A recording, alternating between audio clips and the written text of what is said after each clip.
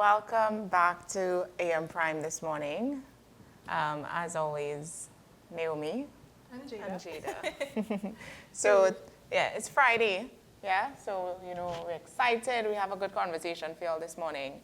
So I'll just take, oh my gosh, what is wrong with me? Okay, so I'll just jump straight into it. Today we're joined by someone who understands what it means to pivot with purpose.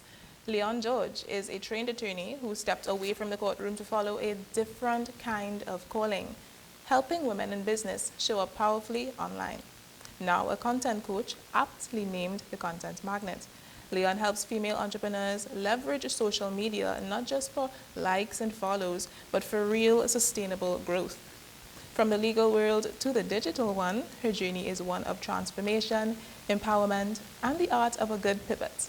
Leon, thank you so much for being here. Thank you so much for having me. I love the fact that I'm here and I'm excited for the conversation that I know we would have today. Yes, it's beautiful. I mean, today, I know it's pretty early, so how do you usually kickstart your day? What's your morning routine? Ooh, that is such a good question. I wake up and I go through my Bible app. Right now I'm listening to a Bible in a Year podcast. Then after I do morning pages, that's a practice that I just started actually. So I brain dump about 3 pages of my thoughts. Then I work out and then I get ready for the day. So I have a kind of extended morning routine, but it works because I get to show up as my best self throughout the day. And that is very, very important. It's the importance of a good routine. Yes, absolutely. Yeah. So I just want to kind of jump straight into it. So you were an attorney before, and now you're taking over social media and helping women entrepreneurs. So what was the turning point, or what was the emotional thing that says, okay, I'm going to leave law behind and approach this full time? Yeah, I want to say I'm still an attorney, but for me it was all about creating options for myself. I realized that sometimes we fall into this cycle of entitlement because we went to school, we got a degree, and we feel like because we worked so hard, we're entitled to a job or we're entitled to opportunities. But that didn't quite happen for me. While I was granted my first opportunity, I realized, you know what, this exact structure, I don't feel like that worked best for me and my lifestyle. So I was like, how can I create more options and how can I create my own opportunities?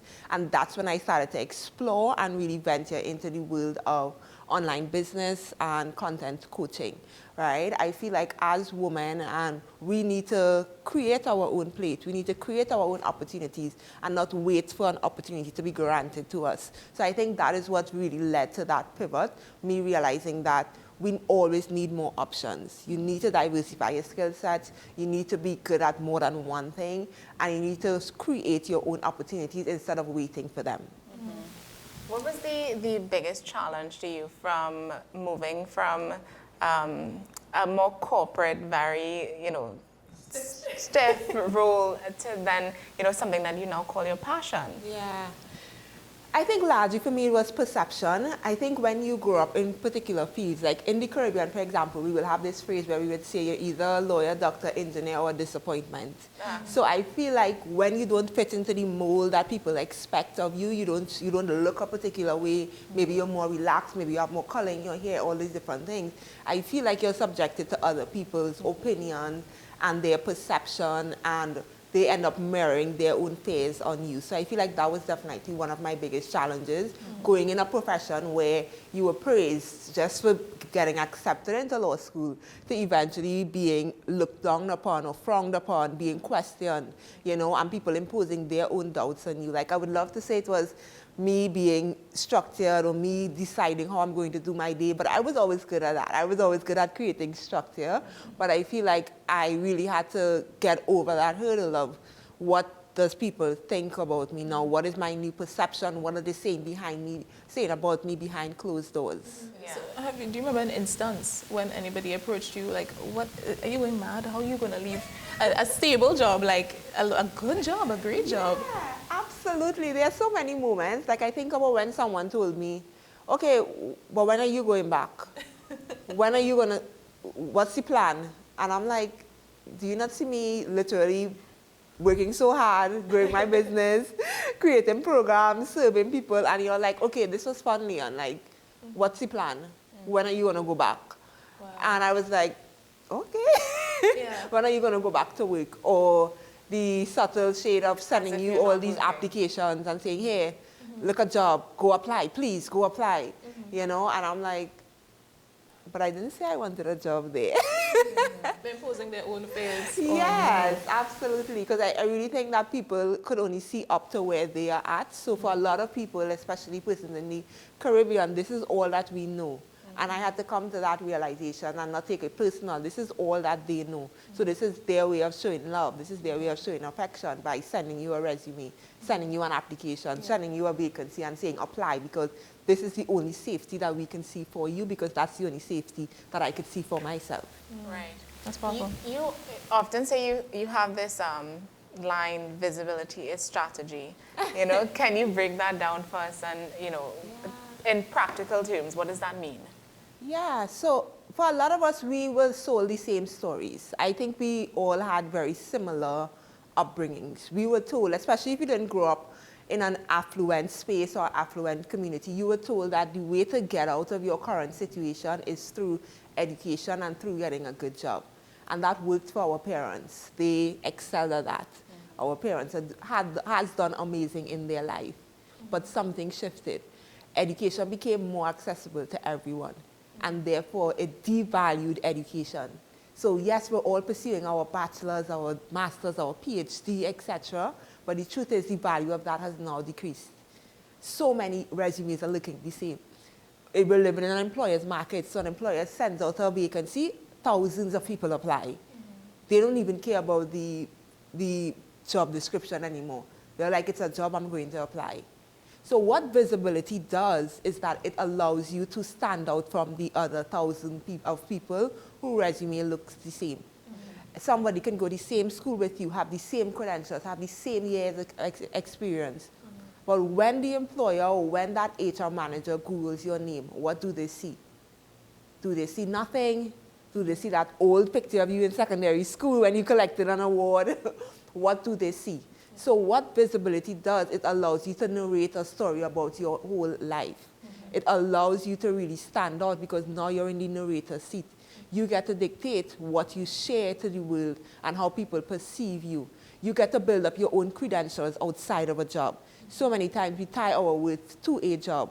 But what if you could build up that credibility without being so-and-so C-suite manager in a company? That's what visibility does for you. Visibility builds credibility. Visibility builds credibility and allows you to stand out from the rest. Yeah. So have you ever faced any, the dreaded imposter syndrome, and especially in this new chapter for you? And if so, how did you quiet that voice?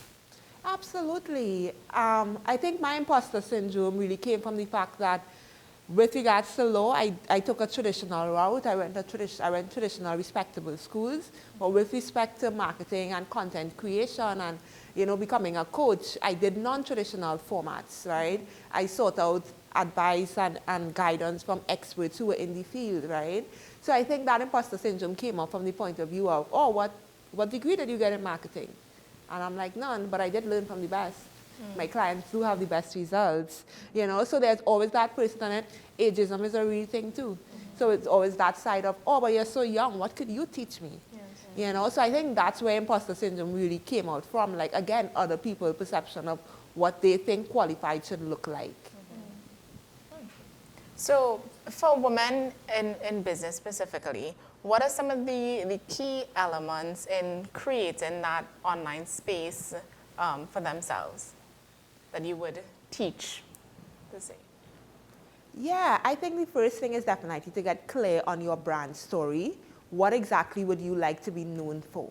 So for me, my brand story has been that transition from being an unfulfilled attorney at law to starting my own content creation marketing business and really and truly creating options and opportunities for my own life. So what is your brand story? Basically, what are the pivotal events in your life that would make up who you are here today?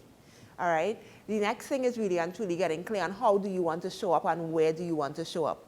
We are so blessed in 2025 because we have so many options with regards to how we want to show up on which platforms. A good starting point is definitely, a good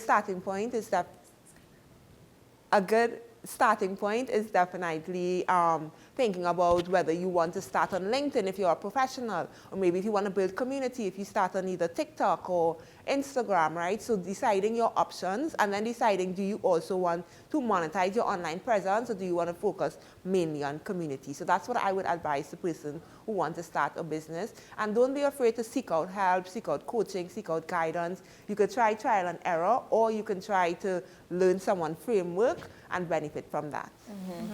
So what are the top mistakes you see women kind of making when they don't have training or access to a content coach?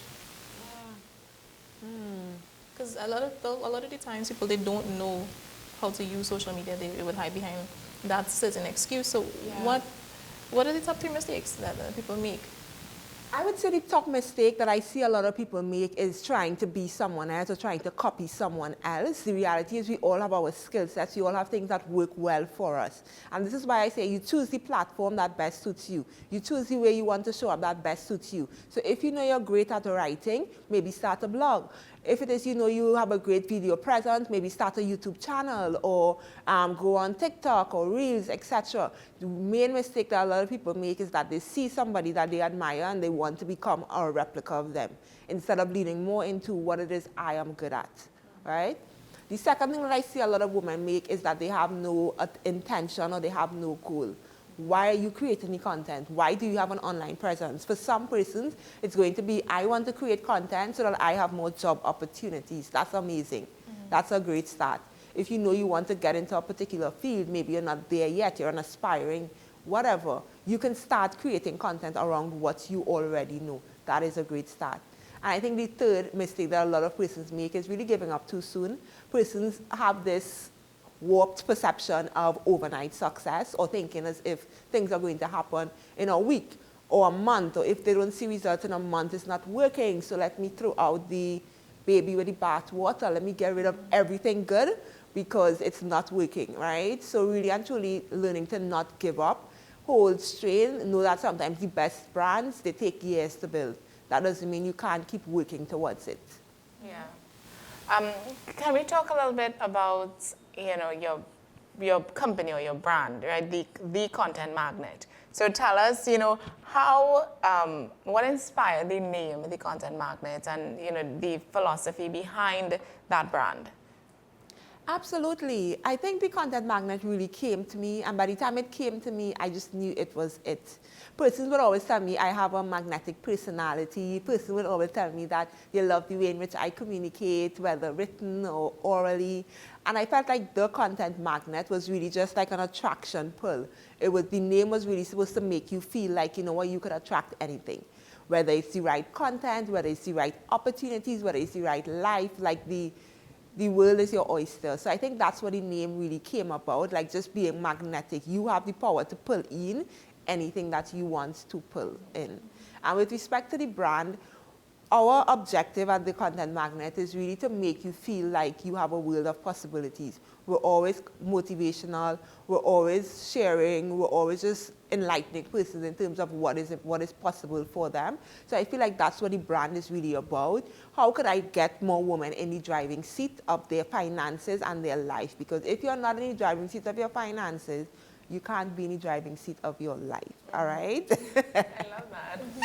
That might be the quote for the day. Yes. Can you repeat it one more time? If you are not in the driving seat of your finances, you cannot be in the driving seat of your life. Wise words. So what is the most powerful transformation that you've witnessed so far in a client that made you say, I am really doing something very impactful here, it is working? I have so much data, there's so much, but I'll share a recent one. So one of my clients, she came to me, she was working about 12 plus hours, right? She was a service provider. She was also a new mom. And I remember her telling me, all I am doing is sitting on this table working with my clients and seeing my life pass away. I'm not showing up for friends.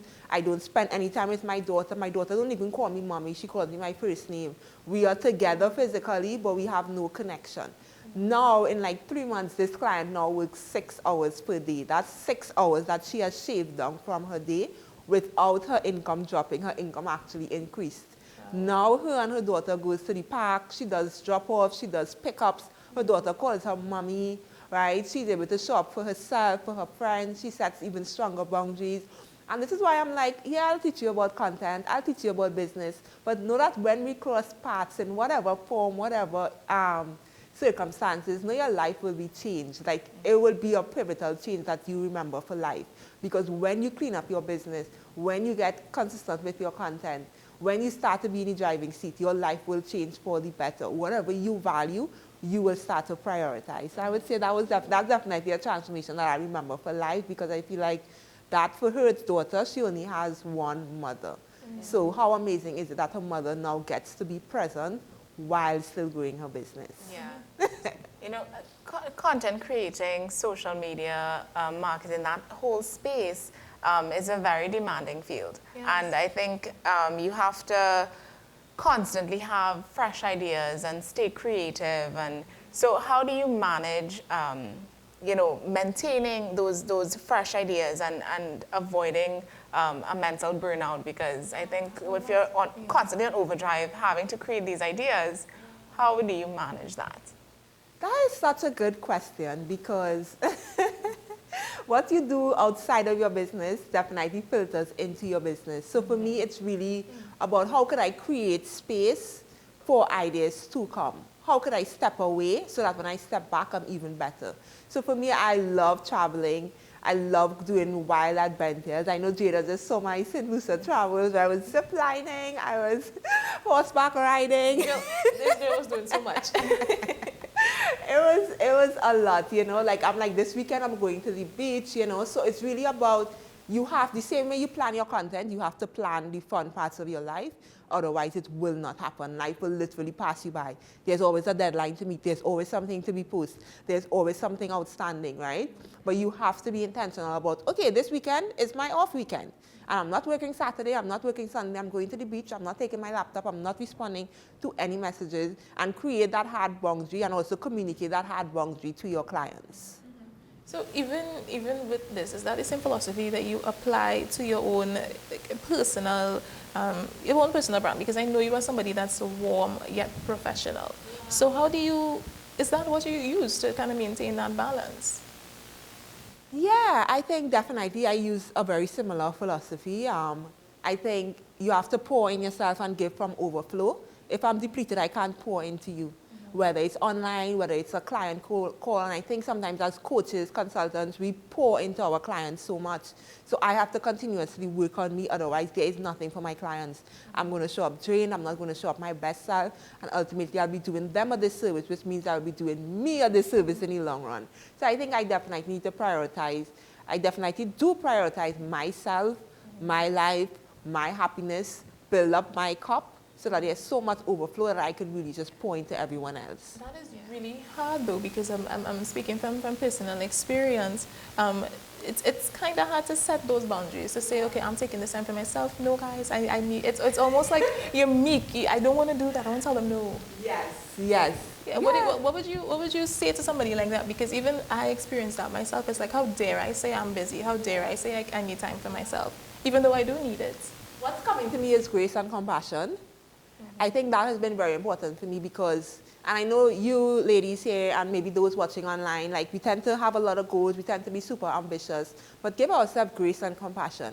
I would love to say every weekend I take off, but there's some weekend, maybe a client has a really urgent thing and I need to be like, okay, I got this. So I'm sending a voice note and I'm like, hey, this is what you're going to do. This is the plan, right? That goes against my boundary of I'm not working on the weekend, but how could I give myself grace and compassion even in those moments where, yes, there is this ideal version of how I'd like to be, but then there's the version of me that does fall short. Yeah. There's the version of me that will not keep up to all the boundaries. There's the version of me where my cup may not be full and I still have commitment and I still got to show up and I still got to give it a half empty cup or a half full cup, right? So really just grace and compassion, that's something that has, I would think grace and compassion has made me lots of money and given me lots of opportunities.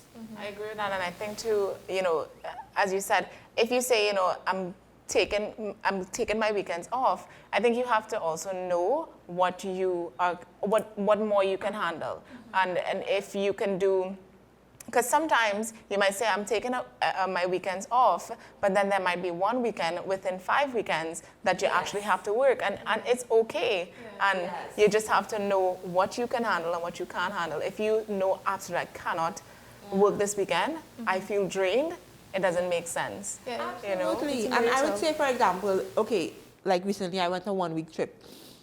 People will be like, oh my gosh, Rest, you just came back from your trip. But I am so inspired with all these ideas. So I just went to Starbucks for 2 days straight. And I'm like, this is my ideas. Let me just get it done. Let me get it done on the laptop, etc. Right? I could be like, no, it's a hard boundary. It's Easter Saturday. You should be off. And I'm like, but I have all these ideas. You know, so how could I give myself grace? I can handle it. I choose to do this right now, you know. So I think that's a different type of energy than really just being hard on yourself because you don't fulfill your own or meet your own standards or expectations, you know. I think a lot of women, what we don't know is we don't know ourselves, we don't know our bodies. And I think that kind of goes into like a health conversation. But I don't think we are told or taught to pay enough attention to ourselves. Because our body gives us cues when we're too tired, when we're too pained for something, but we're not taught to listen to those cues. Yes, and what I have learned is we wait until the storm reaches level 10. Exactly. And I always tell my clients, come to me when it's 1 or 2, don't come to me when it's 10. Or when it's 10, I'm like, how did we reach here? When it was 2, when it was 3, why didn't you pick up the phone and call me? And they're like, well, Leon, I thought I could have handled it myself. You know, I didn't feel it was so bad. I didn't think I would have needed you. And I'm like, that's literally what you pay for. You pay to need me. You pay to reach out to me when it's the little storm, when it's the little mountain. But then it becomes a large mountain, and then you're like, oh my gosh, I can't function. And I'm like, how did we get here? So I think, I always say, not because you could carry a lot doesn't mean you have to. Not because you're back broad or because you feel like you're strong. That doesn't mean you always have to be the strong version of yourself. It's okay to lean into help and lean into support. And like you said, be aware of your body. Be aware of when you're numbing out. We tend to numb out a lot with social media and just doom scroll. Be aware when you're avoidant. You know you have this one thing to do and you're like, no thank you, I'm going to take a nap. Oh. Right? Like, you're speaking directly to me. It definitely happens a lot. It definitely happens a lot. So I kind of wanted to take the conversation from here. I'm enjoying it a lot, but from the basic to what's new, what's coming. AI in content creation. Ooh. What are your thoughts on that? Is there a space for it? There is a space for it. It is ever present. It is super, super present in today's world. I think if you're not using it right now, you could be wasting a lot of time. I think it's important to learn how to use it, right? And don't use it as your life support. Use it more as a crutch that you could need from time to time. Yeah. I think the ideas and the originality of the idea should come from a different place. But I think in terms of execution, in terms of maybe having back and forth conversation, in terms of like planting, this is what I like to use AI for sometimes is saying, hey, I want to do a podcast episode. I'm going to talk about these points. You know, I really want it to be light. I want it to be conversational.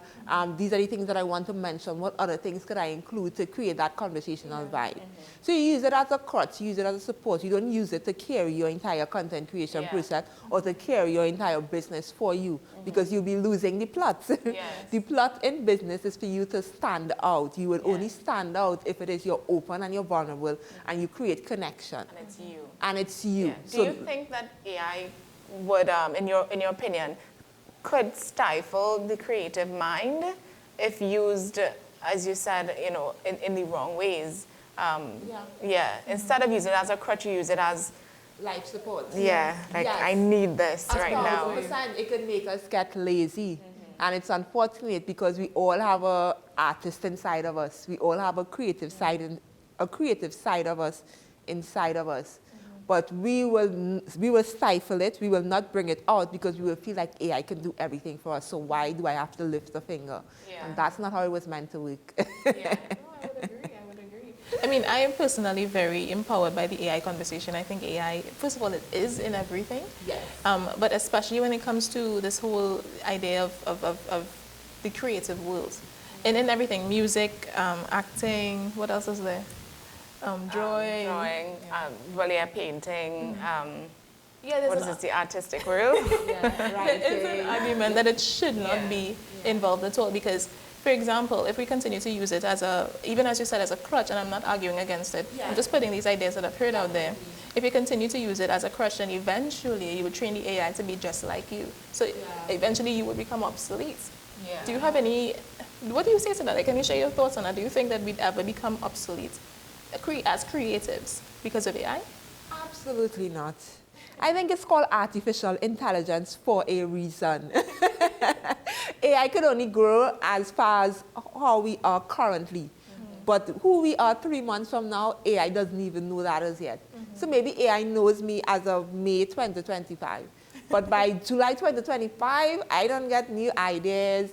I already start to evolve. I already start to think differently. So while it's playing catch up, you are the human being with all the original ideas, you know, and that's why it's important to really fuel your creativity on a regular basis. So how do you manage that? Because with AI on the internet and social media, I mean, I think there are a lot of creatives that use AI more than we even realize, and sometimes there are things online and where we don't, it's AI and we don't even know it's AI, you know, because it's so well done and it's so realistic.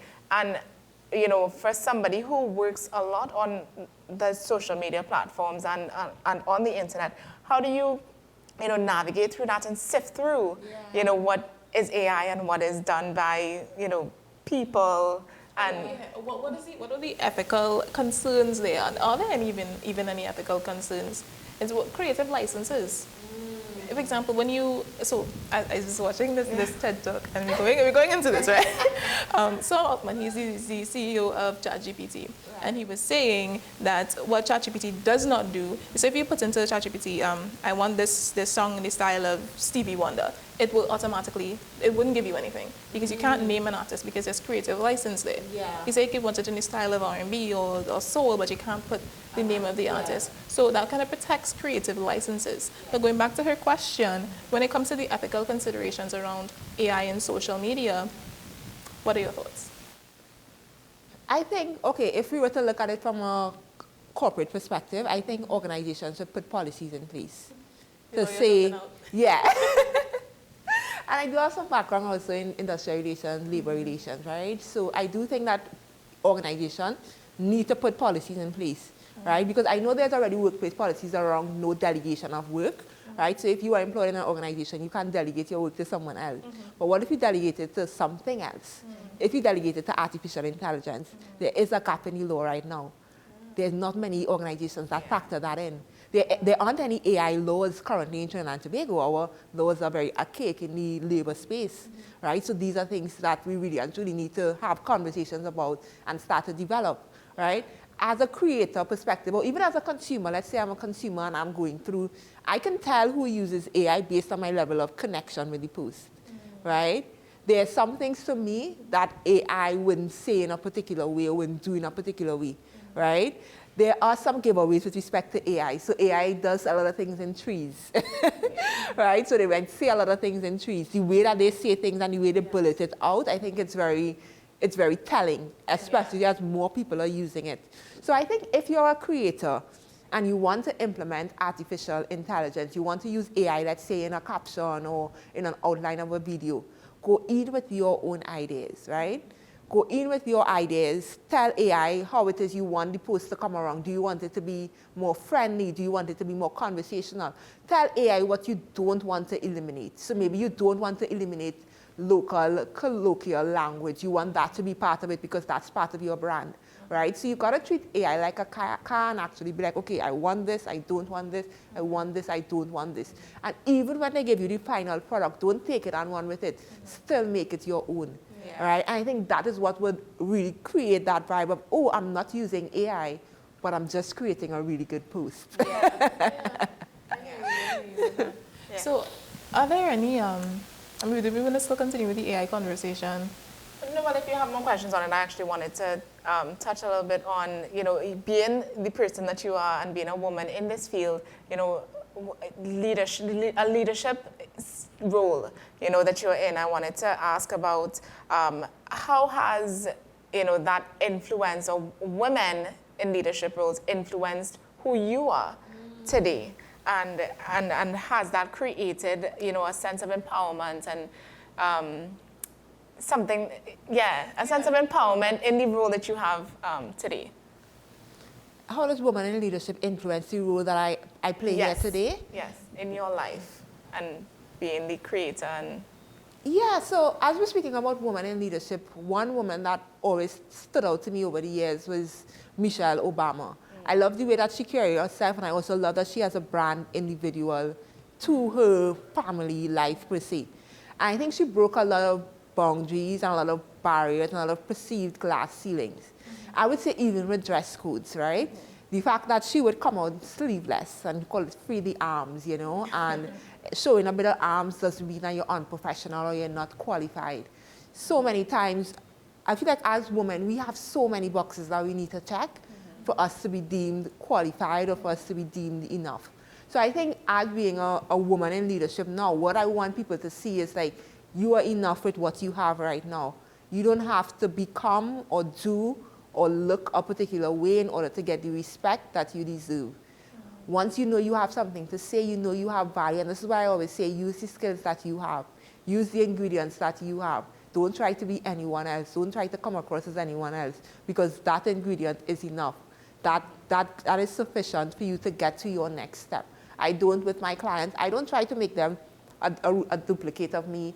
I don't try to make them into who they are. I'm like, okay, show me who you are, and let me show you how you can turn this into a brand. Yeah. So I think really as a woman in leadership, it's super important for me to, again, remind people that you don't need to have all the things that society tells you that you need to have to be successful. You get to show up as you are, be confident in who you are, and share your message as you are right now.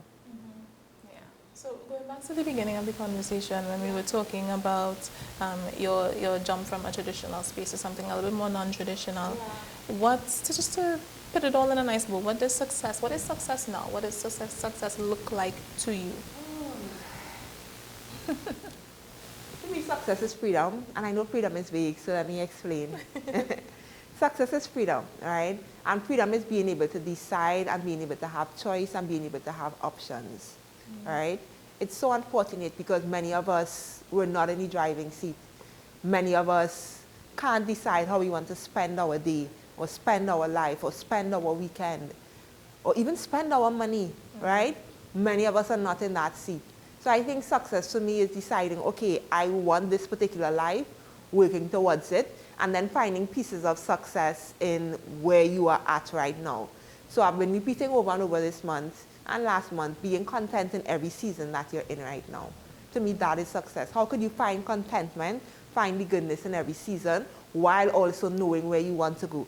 It's such a blessing to know where you want to go in life, to have a vision, and it's such a blessing to wake up and work towards something. You don't have to get it tomorrow. You don't have to get it this month. You don't have to get it this year. Once you know where you want to go and you take action in alignment with that, that is sufficient. That is rewarding in itself.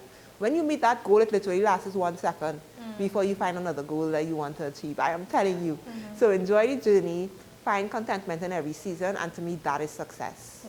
Enjoy the journey and find contentment in every season. A lot of let's tell some gems, some jewels being dropped. I think we can play this back and we can just pull out different aspects for our, because we do a quote at the end of the show every day.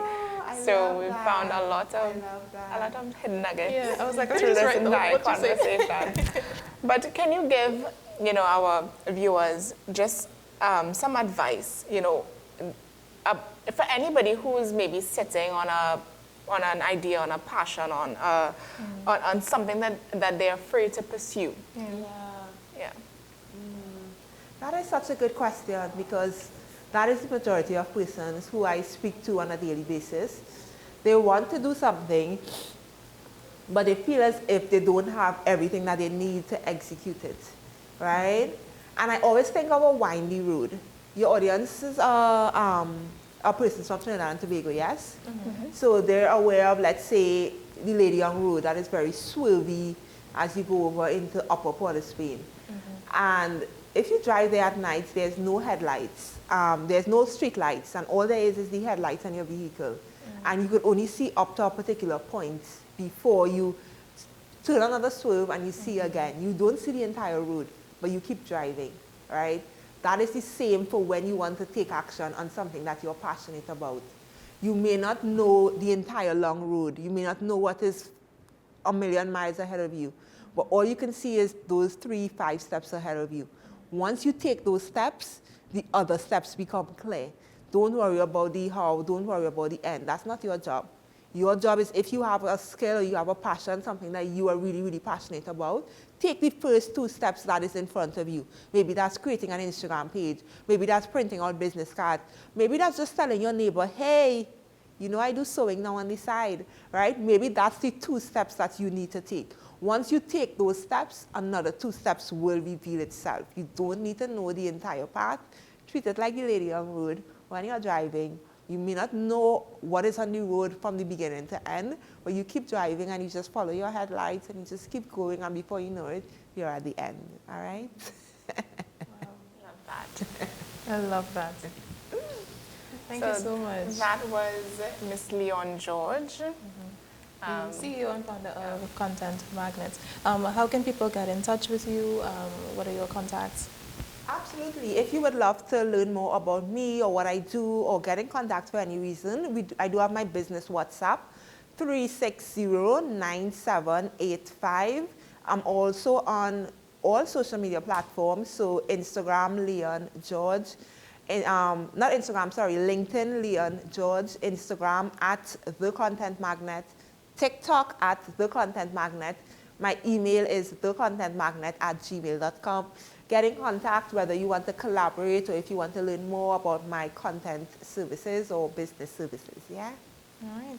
So again, just to reiterate, the WhatsApp number is 360-9785, 360-9785, and it's the Content Magnet on across all platforms, even email. Just tag on at gmail.com on it. All right. Thanks so much for joining us today. You're most welcome. I really enjoyed having this conversation with you both. Yes, yes.